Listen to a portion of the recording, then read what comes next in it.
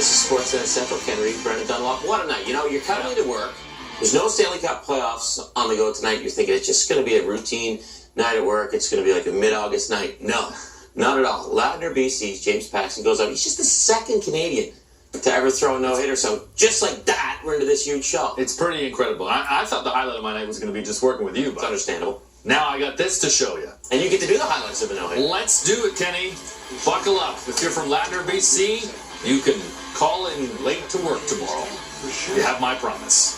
James Paxton coming off a 16 strikeout performance over 7 shutout innings in his last outing. He strikes out to Oscar Hernandez, bottom one, then hits Josh Donaldson swinging. Meanwhile, Marcus Stroman still looking for his first win of the season, and this is his 7th start. 2-0 Mariners at this point in the 4th inning. Man on for Mike Zunino, who's batting $180 coming into tonight. Hammers one opposite field. That's a 2-run shot. Marcus Stroman goes 5 innings. He gives up 5 runs on 9 hits. All right, back to Paxton in the 6th. He gets Josh Donaldson swinging for his 5th strikeout. So Paxton, no hits allowed through 6. Bottom 7, 2 outs, and Kevin Pillar at the dish. Here's a 2-2. Swung on it hard on the ground. Diving stop by Seager. Pick it up. Fire across the diamond to just get Kevin Pillar. A terrific play by Kyle Seager. And that might be the one we talk about if James Paxton can get the next 6 outs without giving up a hit. We go to the... Mike Wilner, seeing into the future, perhaps. Mike Wilner can predict the future. It's a fact. Kyle Seager making a great play. That's certainly a fact. Bottom 8, Paxton facing fellow Canadian Russ Martin. Look how far that went, but Ben Gamble makes sure it stays in. Grabs it to the fence. Next batter, Kendrys Morales. He lines one to center. D. Gordon makes a nice grab. So Paxton, no hits through 8 innings. After that inning, Paxton appreciating the effort from Gordon, as Paxton is the first Canadian to do this. Anthony Alford goes after the first pitch. Popped up, foul ground, 1 away. 97, 2 outs. 20,513 on their feet right now here at Rogers Center. James Paxton, 1 out away. Strike 2 called at 99 miles an hour. Paxton is feeling it right now. From Ladner, British Columbia. Paxton flirting with history in Toronto. The pitch, swing a hard smash, scooped up at third. Seager's got it, on to first, and he's done it! James Paxton becomes the first Canadian-born player in Major League history to fire a no-hitter on native soil. Yes, and the second Canadian to throw a no-hitter. The other being Dick Fowler in 1945. The Jays no-hit for the 5th time in franchise history as the Mariners win 5-0. Let's hear from the Big Maple. He's at the podium.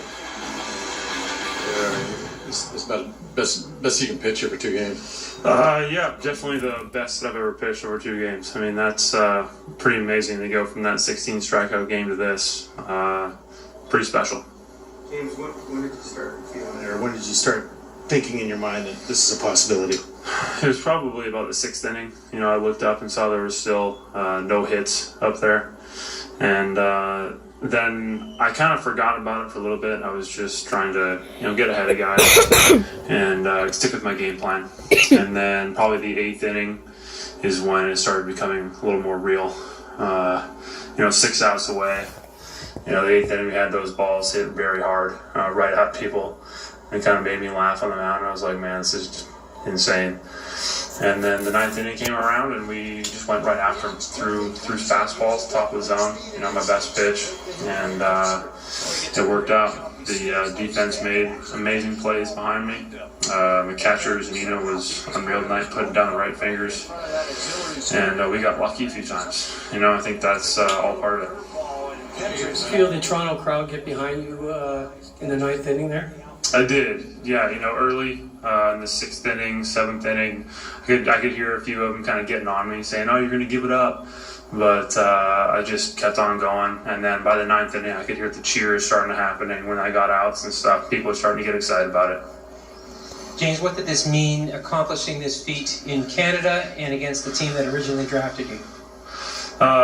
Pretty amazing. To have it happen in Canada, I mean, what are the odds of that happening? I mean, it's pretty amazing to make that happen in Canada, and it's just very special. Against the Blue Jays, yeah. I mean, yeah, you couldn't write this stuff, I mean, it's pretty amazing to have it happen against the Blue Jays at home in Canada. Really great to have I had some family here tonight, some friends. It's special to share that with them. And awesome that it was on TV in Ladner, BC, on Rogers. So those are the only games I get over there. So all my friends and family got to watch over there too. James, you had 99 in your last 2 pitches, I think the hardest 2 of the night. What was going through your mind there, and how fast is that adrenaline going? I mean, Josh Donaldson, the guy's pretty good. So I was like, I better bring my best stuff right here. I'm going to rear back and throw it as hard as I can. Fastball is obviously my best pitch, and they know it, I know it. And I was like, I'm going to let it rip the top of the zone and see what happens. And then he smoked that ball to third base, and Seager made an amazing play. That was happening all night long. James, you mentioned the hard hit balls against you in the 8th and the 7th. There was the Seager play diving down the third base line as well. What was your vantage point on that? And did that give you a little bit of a sense that this might be a special night brewing as well? Yeah, when you've got that stuff going on, and how I felt on the mound and just everything that was happening, it almost felt like it was meant to be. It was a weird feeling out there. And I got to the 8th inning and the 9th inning. I saw how hard our positional players and Mike behind the plate were pulling for me, and really giving it everything they had. And so I was doing the same. I went out there and I gave it everything I had, and it worked out.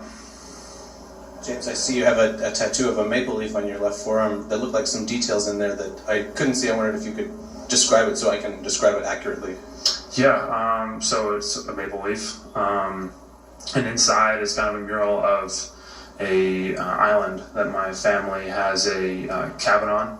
It's called Boyer Island, and when I grew up, as I was growing up, we'd go there 2 weeks of summer until I started playing baseball every summer, and then I didn't get to go very often. But it just is a place that reminds me of family, and it's just kind of a special thing for me, having not lived in Canada for the past 10 years or so. It just reminds me of home. James, have you, 2-part question, have you ever heard of Dick Fowler before? I have not. I probably should now, though, shouldn't I? You're aware of who he is, and now you've joined his company. Second Canadian in MLB history to throw a no-hitter. That must be just kind of mind-boggling for you. Very special. I'm honored to be the second Canadian to throw a no-hitter in the big leagues. There's been some great pitchers that have been Canadian that have come through the major leagues, and I'm very honored to be the next guy after the first one. James, can you just, it's been a long journey for you to get to this point. Can you just talk a little bit about what it's been like from when you first started in the big leagues, the injuries, everything that you've gone through to kind of get to this point? Yeah, funny story. My first start here in Toronto, I don't know if you guys remember that. I do. I went 1.1 innings, I think, and gave up 9 earned runs, so we've come quite a ways from that. I've had to battle injuries almost every year in my career so far. Knock on wood that I'm going to be able to stay healthy this year. I've tried some new things, and so far it's working. I feel great, and it's been a long road. I've had lots of help along the way, and I can't say enough about those people. Mel Stottlemyre's been amazing, helping me out. And, I've learned a lot from all the other pitchers on our staff, working with those guys, and, working with Mike Zunino for the last 6-7 years. We know each other very well. I think that he knows what I'm thinking on the mound. He knows how to get me right, and I don't think I would have been able to do it without that guy out there. Between innings, what were you thinking in the dugout, and did you notice your teammates kind of leaving you in your zone away from you? I did. I noticed that they weren't kind of coming over near me. They weren't saying much. But honestly, I was in the zone. I was focused on my approach, which was throwing strike one and getting ahead of guys, and then putting them away. And really, there was nothing else going on in my mind. I was aware that no hitter was going on. I was like, wow, this is crazy. And I mean, I went out there and just gave it everything I had.